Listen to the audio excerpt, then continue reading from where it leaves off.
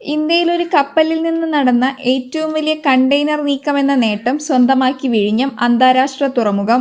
ഒരു കപ്പലിൽ നിന്ന് 10,330 കണ്ടെയ്നറുകളാണ് കൈകാര്യം ചെയ്തത്. ട്രയൽ റൺ സമയത്താണ് ഇത്രയധികം കണ്ടെയ്നറുകൾ കൈകാര്യം ചെയ്തതെന്ന് ശ്രദ്ധേയം. കഴിഞ്ഞ മാസം 27-ന് വിഴിഞ്ഞം അന്താരാഷ്ട്ര തുറമുഖത്തെത്തിയ മെഡിറ്ററേനിയൻ ഷിപ്പ് കമ്പനിയുടെ MSC അന്ന എന്ന കപ്പലിൽ നിന്ന് കണ്ടെയ്നർ കയറ്റി ഇറക്കിയാണ് ഈ നേട്ടത്തിലേക്ക് എത്തിയത്. വിഴിഞ്ഞം തുറമുഖത്തെ ഏറ്റവും വലിയ രണ്ടാമത്തെ കപ്പലെന്ന പദവിയും അന്ന എന്ന മദർഷിപ്പ് സ്വന്തമാക്കിയിട്ടുണ്ട്.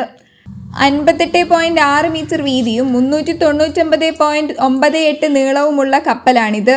ജലോപരിതലത്തിൽ നിന്ന് താഴോട്ടുള്ള ഈ കപ്പലിന്റെ ആഴം 14.7 മീറ്ററാണ്. തുറമുഖത്ത് സ്ഥാപിച്ചിട്ടുള്ളതും ഓട്ടോമേറ്റഡ് സംവിധാനത്തിൽ പ്രവർത്തിക്കുന്നതുമായ ക്രെയിനുകൾ ഉപയോഗിച്ച് കപ്പലുകളിൽ നിന്ന് കണ്ടെയ്നറുകൾ കരയിലേക്കും തിരികെ കപ്പലിലേക്കും കയറ്റിയതിനു ശേഷം സെപ്റ്റംബർ 30-ന് കപ്പൽ ശ്രീലങ്കയിലെ കൊളംബോയിലേക്ക് മടങ്ങി.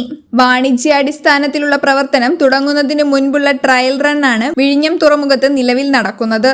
ഇതുവരെ 60,000-ത്തിലധികം കണ്ടെയ്നറുകളാണ് തുറമുഖത്ത് ചരക്കുനീക്കം നടത്തിയത്.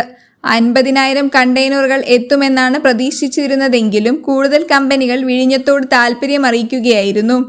20,000-ത്തോളം കണ്ടെയ്നറുകൾ നിലവിൽ തുറമുഖ യാർഡിൽ സൂക്ഷിച്ചിട്ടുണ്ട്. ഈ മാസത്തോടെ ഏതാണ്ട് 1,00,000-ത്തോളം കണ്ടെയ്നറുകൾ വിഴിഞ്ഞം തുറമുഖം വഴി ട്രാൻസ്ഷിപ്മെന്റ് നടത്തുമെന്നാണ് പ്രതീക്ഷ. ട്രയൽ റണ്ണിന്റെ ഭാഗമായി കൂടുതൽ കപ്പലുകളും വിഴിഞ്ഞത്തെത്തും. അതേസമയം സംസ്ഥാനത്തിന് അധിക വരുമാനമാകുമെന്നു കരുതിയ ക്രൂ ചേഞ്ചിങ്ങിനുള്ള അനുമതി നൽകിയില്ലെന്ന് കേന്ദ്ര സർക്കാർ അറിയിച്ചു. വിഴിഞ്ഞം തുറമുഖം വഴി ക്രൂ ചേഞ്ചിങ് അനുമതി നൽകണമെന്ന് വിഴിഞ്ഞം സ്റ്റീമർ ഏജന്റ് അസോസിയേഷൻ അടക്കമുള്ളവർ ആവശ്യപ്പെട്ടിരുന്നു. എന്നാൽ കേന്ദ്ര ആഭ്യന്തര മന്ത്രാലയത്തിന് കീഴിലെ ബ്യൂറോ ഓഫ് ഇമിഗ്രേഷൻ സുരക്ഷാ പ്രശ്നങ്ങൾ ചൂണ്ടിക്കാട്ടിയതിനെ തുടർന്നാണ് അനുമതി നിഷേധിച്ചത്. ഇക്കാര്യം രേഖാമൂലം കേരള മാരിടൈം ബോർഡിനെ അറിയിച്ചിട്ടുണ്ട്. ഇമിഗ്രേഷൻ നടപടികൾക്ക് സൗകര്യമുള്ള തുറമുഖങ്ങളിൽ മാത്രമേ ക്രൂ ചേഞ്ചിങ് അനുവദിക്കാനാവൂ എന്നാണ് കേന്ദ്ര ചട്ടം.